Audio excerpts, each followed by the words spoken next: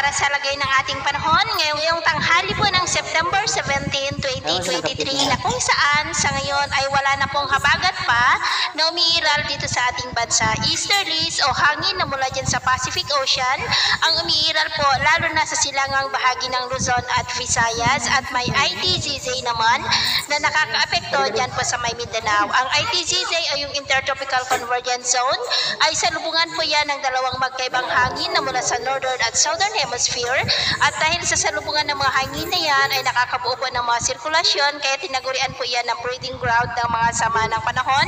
Susunod po ng mga araw ay hindi po inaalis ang posibilidad ng PA na mabubuo within that ITZZ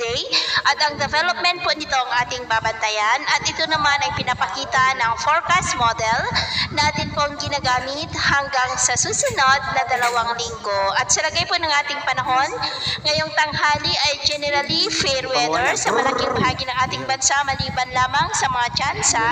ng maulap na kalangitan na may mga pulupulong pag-ulan sa ilang bahagi po ng silangan ng Mindanao, Sulu Archipelago, Eastern Samar, Catanduanes, Mindoro Provinces, ilang bahagi ng Ilocos Region,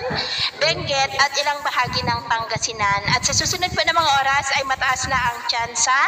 ng maulap na kalangitan with isolated rain sa may Ilocos Region, Cordillera, ilang bahagi lamang ng Cagayan Valley, ilang bahagi ng Central Luzon, Mimaropa, Bicol Region, ilang bahagi po ng Kapisayaan at sa malaking bahagi ng Mindanao. Kaya kung lalabas tayo sa ating matahanan, ay galiin po natin ang magdala ng kahit na anong panangga natin sa init ng araw at proteksyon na rin po